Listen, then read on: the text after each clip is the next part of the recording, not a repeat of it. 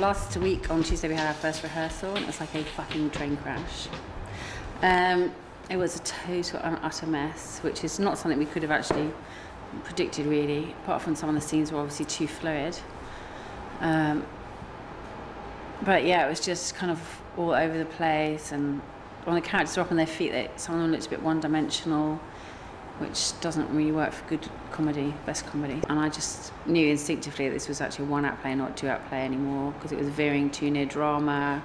So, when I said that, everybody looked at me like I had just announced that Hitler had been reborn and was moving into London. And they were all to be killed off immediately. So that was really, really, really difficult, because basically everyone ganged up on me apart from 2 of my actors. The atmosphere is strained and the cast are not happy. Yeah, more changes. But I think we kind of got used to that now. You know, a bit weird today, because I kind of got myself used to what we were doing on Friday, and I learned all my lines on Saturday because we're a week away, and there's more changes, but I think it'll be all right on the night. Tensions reach boiling point when, like a bolt from the blue, Laurie makes a shocking directorial decision. Laurie announced to me in the morning that she didn't want me to come to rehearsals anymore because she thought the actors would get distracted by having the writer and the director in the room, and that the actors couldn't bring to life the script or were afraid to raise their voice or suggest anything with me in the room. There was a lot of tension in the room. You could have cut it with a knife. It just felt really bad because Kevin was just, when he found out he couldn't be in the room, when we were trying to rehearse the scenes, he was kind of sat there in the corner, just like with his head back, like, no, just for about half an hour, just like, didn't know what to do.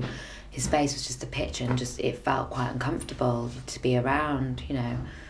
I want him to be there, and I think, you know, all of us feel that he should be there, really, you know, but hey, I'm not the director, so, but I've missed him. We miss Kevin, because he's been around for so long. It's a bit of a shame that so close to the performance, he's not in rehearsal. Oh, I was just on a bit of a downer. I mean, it's hard coming up to London if you're not London-based anyway.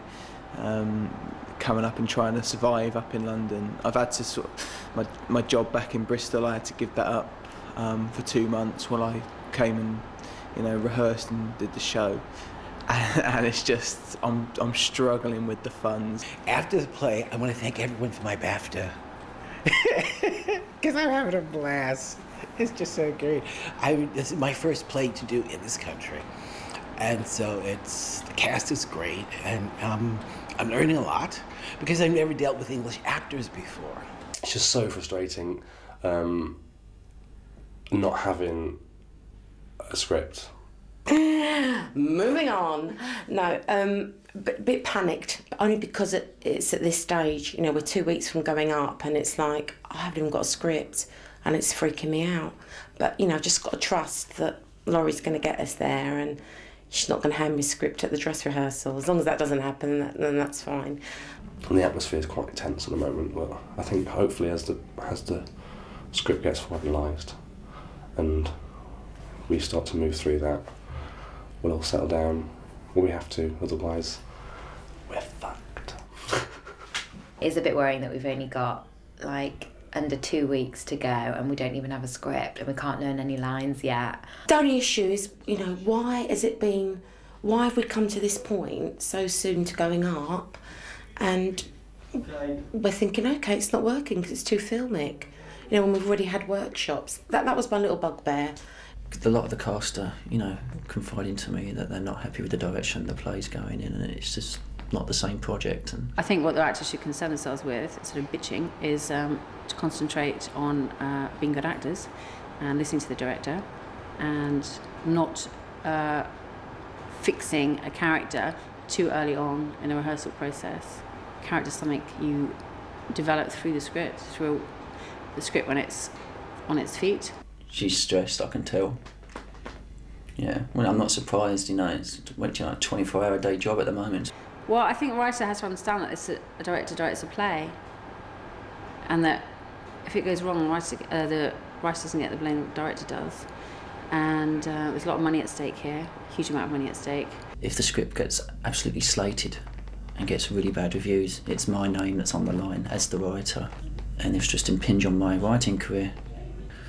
People who say, you know, what other stuff is in Docu-soap, and I find out that I did this Dorothy play which was completely slated and bad script and unfunny, when, you know, truth be told, it wasn't me that made it unfunny, and it was someone else's voice put in there, but my name was still attached to it, and that's what irks me the most.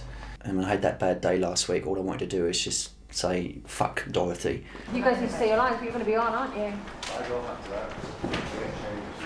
Oh, okay. Oh, yeah. It's now a week till opening night, and the script is still not in a completed stage, and the cast are beginning to panic. The cast have ideas about control too.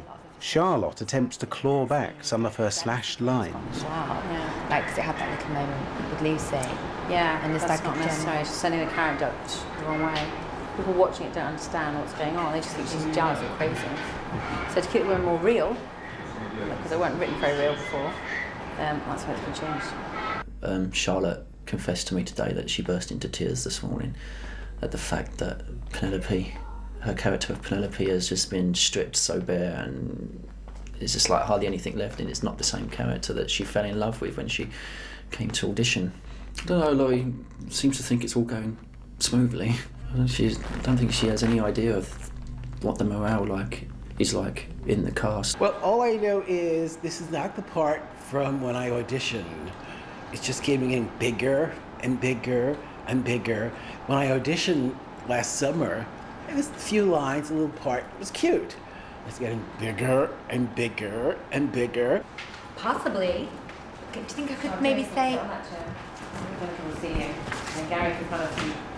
Around a lot because he's a bit nervous. Instead of saying possibly, do you think I could say, for what I said before, like, no one knows, kind of thing.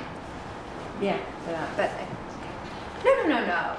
But as New York women are masters of body language. And being allowed in the room for the first time in a week, and I'm just really shocked and upset that it just seems to have lost its energy. It seems to have gone really thin and two-dimensional, and a lot of important character building scenes have disappeared on the cutting room floor, and it's just not the script it was, and I'm really upset about it, and I'm sort of half tempted to disassociate myself from it and just go back to America.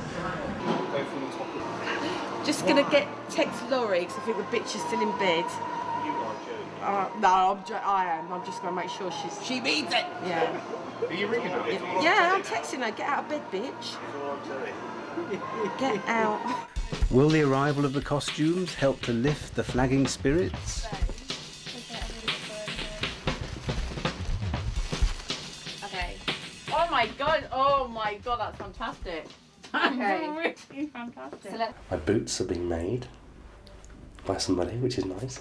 White leather, knee-high boots. It's a very strange play.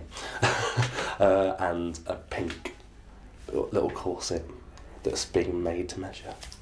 So it's exciting. Just the skirt is wrong. Love the I love it. Yeah. My god. You have to wear these day and night between now and Tuesday. I will never take these off. Why would you want to? I know. Which one leaves it? I love these. Ooh, tramp red. Ooh. Wow. You know, it has to be believably high camp, rather than piss-taking high camp, I suppose. What bothers me is that I offend the other gay members or gay audience. What do you think, Laura? I'm a bit harassed, you see, that's why I'm sticking out that way. Couldn't be any better. It's absolutely classic. That bloody woman. Still on. This is an education. No, I'm just pleased it worked. But we're gonna like scoop it back into like. Yeah. If I have you, has anyone got a hairband? Halloween in Harlem. I can make money this way. Ooh. Mr. DeMille, I'm ready. Mr. DeMille, come back. Costume's a delicate issue at the moment. It's been changed and it's been, you know, rewritten, and it's gone back to hot pants. The G-string's gone, and then the G-string's back, and I'm not too bothered about it. I know that when it's going to be done, it's not going to be done in a trashy way.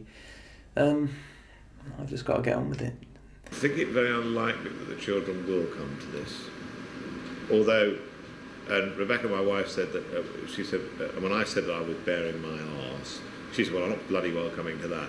And she said, who else is, anybody else? I said, well, Chris is. She said, oh, well, I will come then. Here is What do you think? Ready? So look. Ooh, lovely. What stage were you clean I wouldn't wish it on anybody myself, but there we are. I don't have to look at it. So I don't care, really. It's cold. It was certainly bloody cold yesterday. I just want to scrub this whole experience out of my life. You know, what started off as, you know, my first film script has now been so convolutedly ripped apart into something I just don't even recognise, that I just want to forget about it. I think I'm better off as an individual entity, as a writer. I feel like at the moment, Laurie and I can't have a working relationship and a friendship at the same time after this whole Dorothy experience. They're nine. The pressure is really starting to mount, and even the costumes prove problematical. We've just been having problems with a couple of cast members, and the problems are permeating everything from my direction to set designer's choice of clothing, shoes, and oh god, they just complain about everything. Absolutely everything. So, you know, nothing's ever right with these people.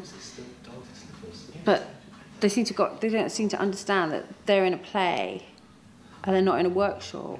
And the play has to work, and the person makes it work is the director. Because it's the director at the end of the day who everyone blames when it all goes wrong.